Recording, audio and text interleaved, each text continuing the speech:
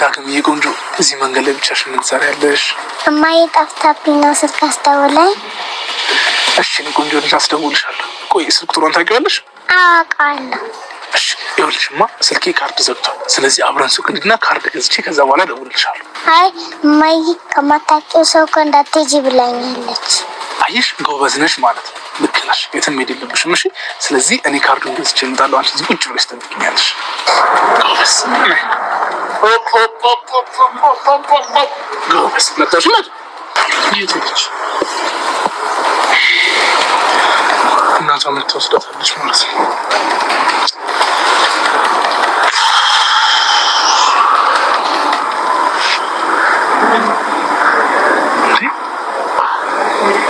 ይህን ይዘህ ስትጫወት ነበረ?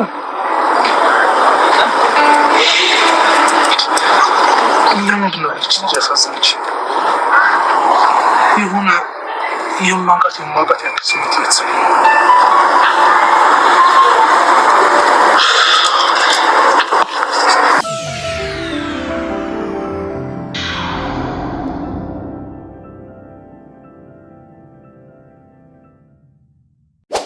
ዳግም እናቷ ብዙ ጊዜ ተመላልሳ ተቀባይነት ያላገኘችውን እናቷን ባጣችበት ቅስፈት አስፓልት ላይ ወጣ ነበርና በአንዲት አጋጣሚ አባቷ ልትገናኘው ችላለች።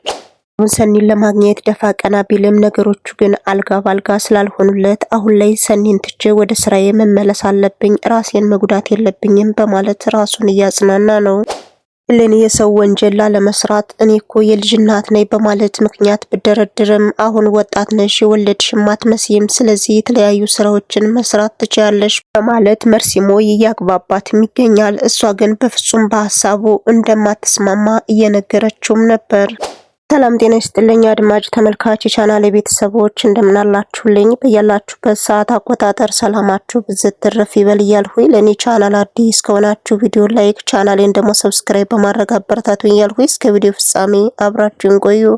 የሰኒና የክብሮም ፍቅር አደራደር እየጠነከረም ይገኛል። ችግር አገናኝታቸው አሁን ላይ አጣምራ ባንድ ላይ ካስቀመጠቻቸው ሰንበትበት ብለዋል። ብዙ መከራዎችን ካሳለፉ ሰላም እንቅልፍ ተኝተዋል። ከእንቅልፋቸው ሲነሱም ነቃናቸውን በጨዋታ እየጀመሩት ነው። አሁን ላይ መዝናናት መጫወት ፈልጋለሁ፣ ለዚህ ወጣ እንበል በመባባል ወደ ከተማም ጎራ ብለው ነበር። ግን ደግሞ የወሰዳት የሆነ ሜዳ ነገር ነበር፣ እንደ መናፈሻ ነው፣ ልጆችም ይጫወታሉ።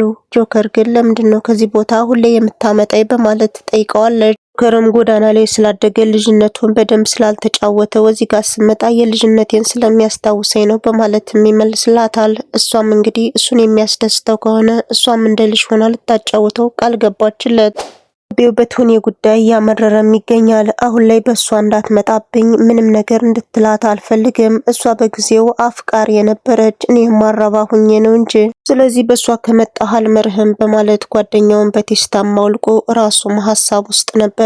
ስለ ቱኒ ያሰበና ያንሰላሰለ ያሳለፉትን መልካም ነገር ያስታወሰ ያንቺ ጦር ነው እንደዚህ ያደረገኝ እዚህ ጋር የሚያስቀመጠኝ ምን ይታወቃል? አሁን ሳይሽ እንደ ድሮ ነሽ፣ ምንም የጨመርሽው የቀነስሽው ነገር የለም፣ አሁንም ውበትሽ አለ።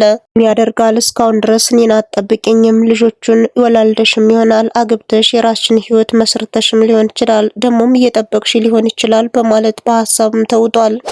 እና ጆከር ፍቅራቸውን በደንብ እያጣጣሙ ነው። ጊዜያቸውን በስርዓት ለመጠቀም ደፋ ቀና እያሉም ይገኛሉ። እንግዲህ ከጨዋታው መካከል የልጅነት ባልና ሚስት ጨዋታ ነው ደስ የሚለኝ በማለት የጨዋታውን ምርጫም ነግሯታል። እኒም አሁን ላይ ስለ ፍቅር ምንነት ገብቷታልና ጆከርን መከራከርም አልፈለገችም። የሰኞ ማክሰኞ ጨዋታ እንሞክርና ደግሞ የልጅነት ባልና ሚስትንም እንሞክረዋለን በማለት በሀሳቡም ተስማምታ በደንብ እያጫወተችው ትገኛለች።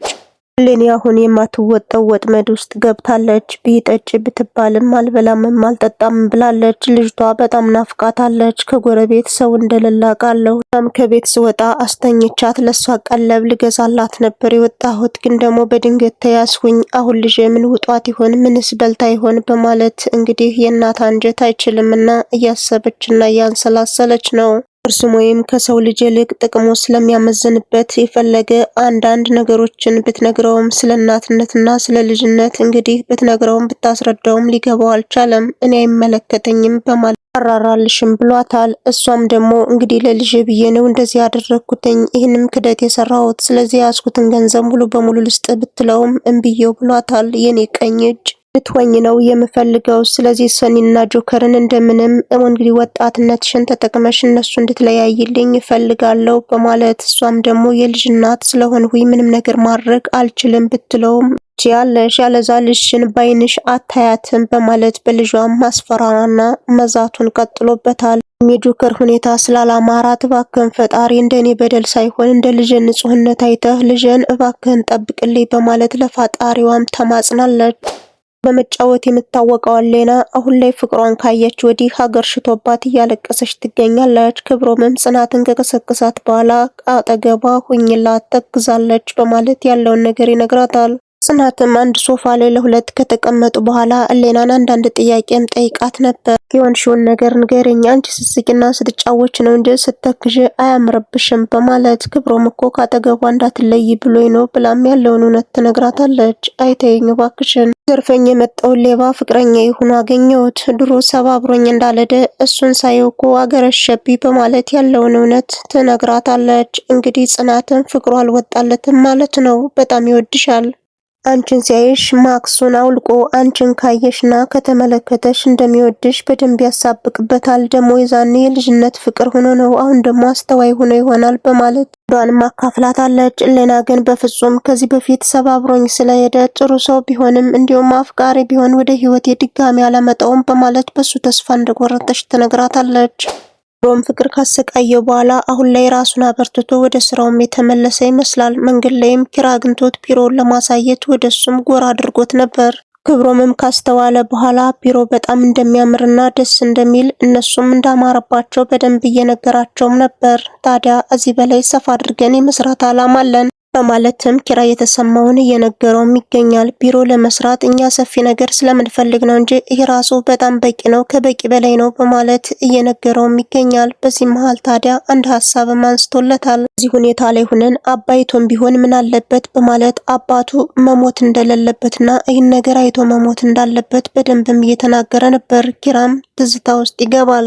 እትሆን ነው እሱማ በምን እድሌ እኔም ደግሞ አግብቼ ቢያየኝ ደስ ይለኝ ነበር በማለት ብቻ ግን ባሉበት ሆነው ሊያዩን ይችላሉ በማለት ከዚህ ሀሳብ ወጣ በቃ ዘና በል ብሎም ሻይ ቡና ምን ልጋብዝ በማለት ወንድሙንም ምርጫውን ነግሮታል። እኔ ቡና ጠጥቼን የመጣሁኝ ምንም ነገር አልፈልግም ሲለውም ቢያንስ እንኳን የሆነ ነገር ጠጣ ሲለው ውሃ ይፈልጋለሁ ይለዋል። ሀናም ተጠራች በኋላ ውሃ እንድታመጣ ብትጠየቅም ክብሮም ቡና ትጠጣለህ ወይ ሲባል አልጠጣም ይላል። አንተ ኢትዮጵያዊ ሆነ ለምንድነው ቡና ማጠጣ በማለት እንግዳውን እየተከራከረችም ነው። ክብሮምም ትንቀለቀላለች ስትለኝ አላመንሁም ነበር ወንድሜ ተንገብግበህ ሄል በማለት እንግዲህ እንደ ጥያቄም ያቀርብለታል። አዎ የሰፈር እድር ተሰብስቦ እዚህ ቢሮ እኮ ነው ያለ ስትሰራ በጣም ጎበዝ ነው፣ ፍጥነቷንና መንቀልቀሏን አልወደድሁትም በማለት ያለውን ስሜት ለወንድሙ እየነገረው ነው። እንግዲህ ክብሮን ካያትና ከገመገማት በኋላ ሊቧ ቂም እንደሌለውም የነገረው ነው። ኪራም በወንድሙ ተገርሞ ትፈልጋታለህ ፋይሏ እኮ ከኛ ጋር ነው ያለ በማለት እንደ ሀሳብም ሲያቀርብለት እኔ ከዚህ በኋላ እንደዚህ አይነት ህይወት ውስጥ አልጀምርም አልገባምም በማለት ይደመድማል።